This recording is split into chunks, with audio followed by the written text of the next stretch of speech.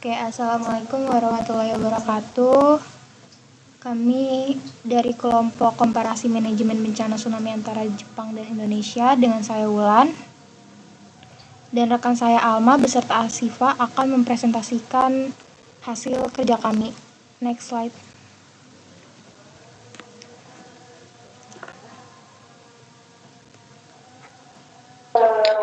Yang pertama ada latar belakang.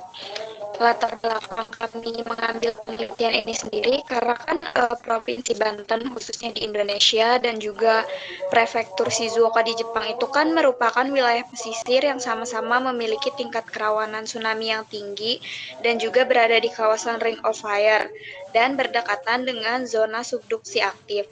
Nah, meskipun menghadapi ancaman yang relatif sama, kedua wilayah ini ternyata nunjukin kapasitas mitigasi yang berbeda dalam menghadapi risiko tsunami. Perbedaan tersebut dapat terlihat dari kesiapan teknologinya, terus juga infrastruktur, perlindungan, serta tingkat kesiapsiagaan masyarakat dalam merespon bencana. Buat di Shizuoka sendiri, itu mereka udah ngembangin sistem mitigasi yang lebih terintegrasi melalui teknologi peringatan dini yang canggih, infrastruktur evakuasi yang memadai, dan juga budaya sadar bencana yang kuat. Nah, sementara itu di Banten sendiri masih menghadapi berbagai tantangan seperti keterbatasan sistem peringatan dini, terus juga infrastruktur evakuasi yang belum optimal, serta kesiapsiagaan masyarakat yang ternyata belum merata. Nah, oleh karena itu, studi komparatif ini antara Banten dan Shizuoka kami menganggap penting untuk dilakukan karena untuk mengidentifikasi praktik mitigasi yang dapat diadaptasi supaya meningkatkan ketangguhan wilayah pesisir Banten terhadap ancaman tsunami. Nah, dari latar belakang ini, kami dapat mengambil dua rumusan masalah. Boleh di next. Nah, untuk rumusan masalah dari kelompok kami sendiri, yakni terkait bagaimana perbandingan efektivitas strategi manajemen bencana tsunami antara Banten dan Shizuoka, serta sejauh mana praktik mitigasi di Shizuoka ini dapat diadaptasi untuk meningkatkan ketangguhan wilayah pesisir Banten. Mungkin selanjutnya akan dilanjutkan oleh rekan saya. Nah, selanjutnya itu landasan teori yang kita ambil itu merupakan teori manajemen bencana yang dikemukakan oleh Nick Carter pada tahun 91. Dalam bukunya yang berjudul Disaster Management itu menjelaskan bahwa manajemen bencana itu merupakan suatu proses yang terorganisasi untuk mengurangi dampak bencana. Menurut Carter, juga terdapat tahapan yang meliputi pencegahan, mitigasi, kesiapsiagaan, tanggap darurat, dan pemulihan.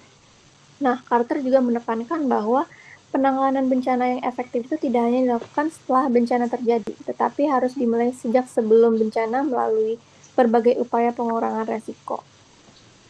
Menurut Carter juga, adapun indikator bencana menurut Carter yaitu yang pertama ada pencegahan, di mana pencegahan itu adanya pengendalian tata ruang, perlindungan lingkungan, pengurangan faktor risiko. Dan yang kedua itu ada mitigasi. Dalam mitigasi, di sini Carter menjelaskan adanya infrastruktur pengurangan risiko, terus sistem peringatan dini, edukasi bencana. Selanjutnya ada recovery. Dalam recovery ini yaitu rehabilitas infrastruktur, pemulihan sosial ekonomi, dan juga ada preparedness, itu merupakan simulasi evakuasi, pelatihan masyarakat, dan juga rencana darurat. Serta yang terakhir yaitu respon, di mana ada poin yang berupa evakuasi korban dan juga bantuan-bantuan logistik. Oke, lanjut ke bab 3 mengenai metode penelitian. Di sini kami menggunakan metode kualitatif dengan pendekatan studi komparatif. Dengan fokus penelitian yaitu perbandingan manajemen tsunami di Banten dan Shizuoka dengan analisis teori dari manajemen bencana oleh Nick Carter. Nah, teknik pengumpulan data yang kami gunakan yaitu observasi berupa mengamati kondisi mitigasi tsunami di Banten dan Shizuoka melalui adanya data, dokumentasi, dan laporan penelitian. Lalu studi dokumentasi yang kami ambil dari BNBP, BMKG, BPBD, Provinsi Banten, Jepang Meteorological Agency, dokumen pemerintah Prefektur Shizuoka. Dan yang terakhir itu ada studi literatur. Studi literatur yang kami gunakan itu dari jurnal nasional dan artikel ilmiah maupun buku-buku. Oke, next. Teknik analisis data yang kami gunakan adalah model Miles dan Huberman dengan 3 poin. Yang pertama itu reduksi data, penyajian data, dan penarikan kesimpulan. Dengan teknik triangulasi yaitu triangulasi sumber, lokasi, dan jadwal penelitian kami ada di Provinsi Banten dan Prefektur Shizuoka. Jadwalnya yaitu di bulan Mei hingga Juni tahun 2026. Next.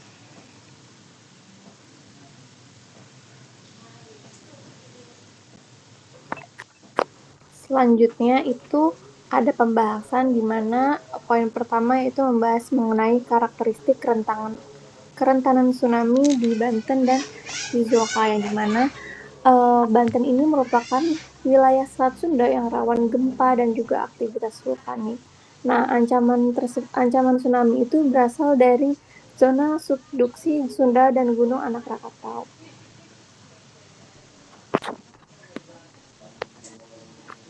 Nah, secara geografis, Provinsi Banten itu terletak di ujung barat Pulau Jawa dan berbatasan langsung dengan Selat Sunda yang merupakan salah satu wilayah dengan aktivitas tektonik dan vulkanik tinggi.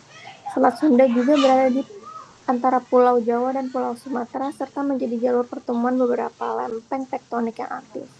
Ancaman tsunami di wilayah ini tuh berasal dari gempa bumi, megatrust di zona subduksi Sunda maupun aktivitas vulkanik seperti yang terjadi pada erupsi Gunung Anak Rakatau pada tahun 2018, yang dimana memicu tsunami tanpa didahului gempa besar. Peristiwa tersebut tentu saja menunjukkan bahwa masyarakat pesisir Banten terus menghadapi ancaman tsunami yang kompleks dan dapat terjadi secara tiba-tiba. Wilayah pesisir Banten yang paling rentan terhadap tsunami itu meliputi Kabupaten Pandeglang dan juga Kabupaten Serang, di mana daerah-daerah tersebut itu memiliki garis pantai yang panjangnya dengan banyak pemukiman, terus kawasan wisata, serta aktivitas ekonomi yang berpusat di wilayah pesisir. Nah, berbeda dengan Banten, Shizuoka di Jepang itu mempunyai karakteristik kerentanan tsunami yang dipengaruhi oleh letaknya di pesisir Samudra Pasifik dan berada dekat dengan zona subduksi Nankai-Truk. Kawasan ini telah lama dikenal sebagai salah satu wilayah dengan potensi gempa besar yang dapat memicu tsunami. Pemerintah Jepang juga bahkan memperkirakan kemungkinan terjadinya gempa besar Nankai yang dapat menghasilkan gelombang tsunami dengan dampak signifikan terhadap wilayah pesisir Shizuoka. Nah, oleh karena itu, pemerintah daerah di sana dan masyarakat itu terus menciptakan dan mengembangkan berbagai strategi untuk mengurangi tingkat kerentanan terhadap bencana tersebut.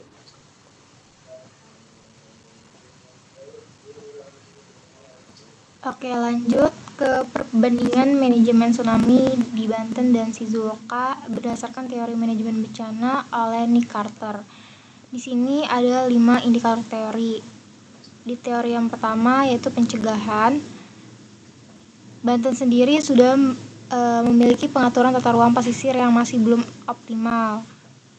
Masih terdapat pemukiman pada zona rawan tsunami dan pengawasan kawasan pesisir ternyata masih sangat terbatas. Sedangkan di Shizuoka sendiri, tata ruang berbasis risiko bencana itu sudah lumayan baik. Lalu pembatasan pembangunan di kawasan berisiko tinggi seperti di pinggir laut sudah dilakukan. Dan integrasi mitigasi dalam perencanaan wilayah sudah lebih baik. Lalu poin indikator teori yang kedua yaitu mitigasi. Di Provinsi Banten, jalur evakuasi tsunami mungkin sudah ada, lalu rambu-rambu evakuasi sudah ada, dan infrastruktur mitigasi tapi masih terbatas. Di Shizuoka sendiri sudah ada tanggul tsunami, terus sudah ada menara evakuasi, masyarakat juga sudah tahu bukit evakuasi buatan yang khusus untuk jika ada tsunami. Lalu yang terakhir ada bangunan evakuasi secara vertikal. Indikator yang ketiga itu adalah kesiapsiagaan. Di Banten sendiri, edukasi mengenai kebencanaan masih belum merata. Beberapa daerah masih belum menerima, apalagi di desa-desa. Sedangkan simulasi tsunami juga masih terbatas. Next. Kesadaran masyarakat juga belum optimal, apalagi di desa-desa yang masih terkadang menyepelekan adanya bencana alam. Sedangkan di Shizuoka sendiri, pendidikan kebencanaan itu sudah masuk sejak sekolah. Sudah ada mata pelajaran atau kurikulum khusus untuk kebencanaan. Sudah dilakukan juga simulasi rutin, dan budaya sadar bencana itu sangat tinggi karena di Jepang cukup sering adanya bencana alam seperti tsunami dan gempa bumi. Lalu indikator yang keempat ada respon, di mana pemerintah Banten ini ternyata terkendala akses saat tsunami tahun 2018. Terus distribusi bantuan juga tidak selalu cepat, karena akses jalan yang terkadang kurang memadai dari kota besar. Lalu koordinasi antar lembaga masih perlu ditingkatkan, sedangkan di Shizuoka sendiri, sistem tanggap darurat itu lebih terstruktur, prosedur evakuasi lebih jelas, dan koordinasi antar lembaga lebih efektif dibandingkan di Banten. Poin yang terakhir itu adalah pemulihan.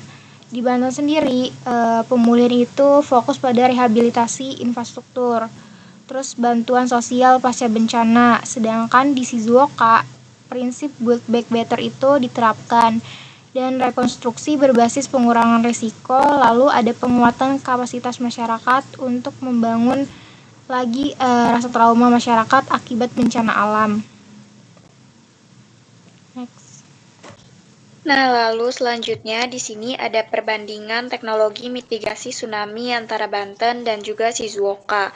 Untuk persamaannya sendiri, Banten dan Shizuoka itu sama-sama merupakan wilayah pesisir yang rawan tsunami akibat aktivitas tektonik.